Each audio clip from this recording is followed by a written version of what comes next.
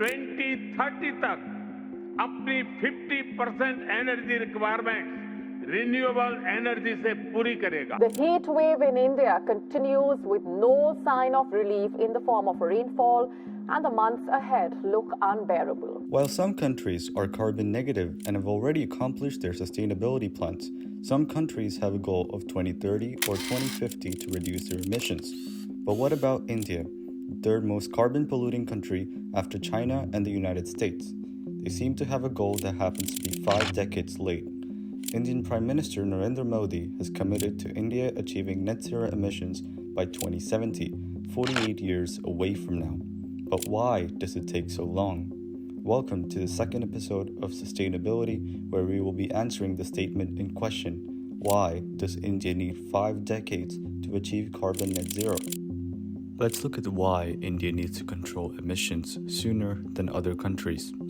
One of the effects, for example, includes the temperature rise generating heat waves throughout the country. India's capital city, New Delhi, set a record of 49 degrees Celsius or 120 degrees Fahrenheit. So what's the issue in a little heat? Well, this affects the agricultural status of India. Being the world's largest producer of milk, pulses, and spices, India is the second largest in rice, wheat, and other farm products. Apart from the long list of issues and challenges faced by the Indian government to improve the welfare of the rural poor, the heat is drying out water reservoirs along with crop losses and power outages to add to its challenges. India is not the only country affected by extreme weather events. Typhoon Hagibis was a massive weather event in Japan in 2019, resulting in up to $4 billion in damage or 3,000 crores in Indian rupees due to heavy rainfall. A study released by The Guardian stated that this typhoon was 67% more likely caused by global warming.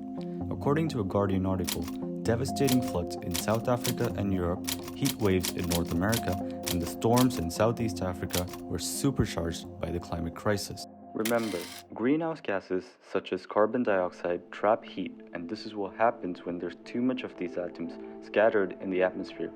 A rise in overall temperature causing extreme weather events is one of the primary reasons to reduce carbon emissions. Now that we have some facts, let's look at the issue: money. It will cost an aggregate of $1.4 trillion or 105 lakh crore rupees, according to the statement in November 2021 by the Council on Energy, Environment and Water, at an average of $28 billion or 2.1 lakh crore rupees per year. According to India Spend, a data journalism company in India, the Coal Ministry has a larger budget than the Renewable Energy Ministry or the Environment Ministry. Progress lags behind India's aims for its solar and wind mission, and India has only partially met its targets for electric vehicles according to their analysis. The Prime Minister's announcement of 5 emission pledges at the Global Climate Meeting in Glasgow in October 2021 was a major step towards controlling emissions.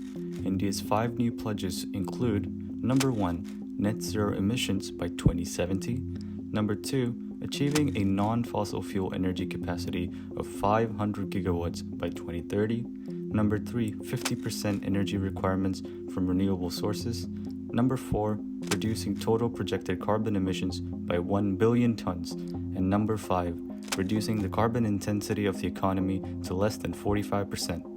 They are very specific and might not make sense to the average citizen. Why specifically 500 gigawatts, or how 1 billion tons of carbon emission can be reduced and by how much? Let's go through this point by point. Why 2070? Well, India needs to invest more to increase the share of renewable sources in electricity generation, electrification of fossil fuel dependent industries, commercial manufacturing of green hydrogen, and to promote electric vehicles. This is why money is the first issue, as stated earlier. The more important reason is that coal makes more money. So India has spent 12% more than in 2021 on coal despite pledging to reduce carbon emissions. According to an article by Business Standard, an English newspaper publisher, Coal India, an Indian government-owned coal mining company, spent spent 13,284 crores, or about $169 million, on coal expenditure in 2021 alone. But in 2022, the expenditure of coal in India was 14,834 crores, which is around $189 million. That's 12% higher than the past year. Do note that coal contributes to one of the highest sources of carbon emissions and therefore causes global warming. Renewables got 63% less budget allocation than coal-based power, according to India spend for the 2019-20 budget announced on July 5, 2019. The allocation for the Ministry of Coal stood at 20,121 crores, around $2.8 billion, while the Ministry of New and Renewable Energy was granted 12,353 crores, which is around $1.7 billion, which is less than the coal allocation.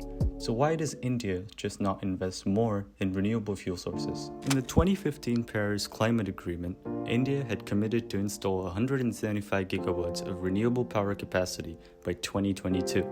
This would have reduced India's dependence on fossil fuels and helped its fight against air pollution, responsible for 1 in every 8 deaths and the loss of 1.24 million lives in India in 2017. However, after 4 years of rapid growth in renewable power capacity installation, this growth slowed down in 2018. This is why India has set a long goal of 2070 to achieve this.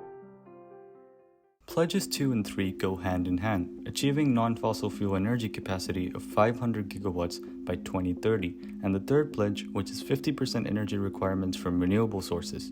Looking at the current output, India recently hit 156.83 gigawatts. This is 31% of the 500 gigawatt target from the second pledge, and renewable sources make up 26.5% of electricity generation capacity, at percent against the target of 50% from the third pledge. The majority of renewable energy for India comes from solar energy, which makes up 12.4%, and wind energy at 10.2% of all renewable sources. India would need to greatly expand these capacities within 8 years to meet the Prime Minister's pledge. According to the International Energy Coal 2021 report, usage of coal is set to increase further to meet the rising demand of coal of 4% per year. India is set to add 130 million tons of coal demand by 2024. That brings the question, why is India increasing coal production? The reality is the energy demand is increasing and will grow by 4 times by the year 2040.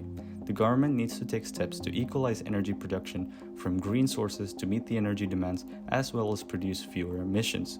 The Indian government has taken steps to electrification as well. The faster adoption and manufacturing of electric vehicles FAME scheme was launched on 1st April 2015 under the National Electric Mobility Mission, to encourage electric and hybrid purchases by providing financial support. Its first phase ran for 4 years until the 31st of March 2019. The first phase was initially 795 crores, which were enhanced to 895 crores, or about $114 million. FAME 1 was to cover the following 4 areas: technology development, demand creation, pilot projects, and charging infrastructure. A pilot project is a small-scale preliminary study conducted to evaluate the feasibility, duration, costs, and adverse events, and improve upon the study design before the performance of a full-scale research project. The plan through market demand creation was through a demand incentive. Buyers of electric vehicles were given an upfront reduced price to increase the widespread adoption of EVs. The details of fund allocation and utilization of FAME Phase 1 are shown here. So they have spent exactly the amount allocated to utilization towards Phase 1 of FAME. So what was the outcome? The key parameters, which were fuel saving and CO2 reduction, were significantly below the target for FAME, according to the Press Information Bureau of the Ministry of Heavy Industries and Public Enterprises, who also wrote, in quotes, "Overall phased implementation plan has taken off, but at a very slow pace, demonstrated limited progress in the first phase. The next phase of scheme extension should focus on a clear catch-up plan." The second phase, FAME 2, was a 3-year subsidy program. It aims at supporting the electrification of public and shared transportation. With the approval of the cabinet, 10,000 crores or $1.2 billion had been approved to be spent for 3 years, commencing from April 1st, 2019. This means Phase 2 ends on April 1st, 2022, which is already over as of the recording of this video on August 2022. However, it has been given 2 added years until 31st March 2024. 86% of the 10,000 crores has been allocated towards demand incentives to create demand for electric and hybrid vehicles. This phase aims to generate demand by supporting 7,000 e-buses, 500,000 electric three-wheelers like e-rickshaws, 55,000 four-wheeler electric vehicles, inclusive of hybrids, and 1 million two-wheeler electric vehicles such as e-bikes. Although these numbers are set to vary according to the National Automotive Board from the Government of India. There are also steps taken to put a greater emphasis on affordability for the consumers. In 2021, 140,000 electric vehicles were given incentives up until 16th December 2021, amounting to 500 crores or $63 million. In simple terms, the government is planning to make the prices of electric vehicles equal to that of internal combustion vehicles by 2025 so that consumers are directed towards electric vehicles, which is a good concept to create demand for electric cars, which are otherwise usually overpriced for the average consumer.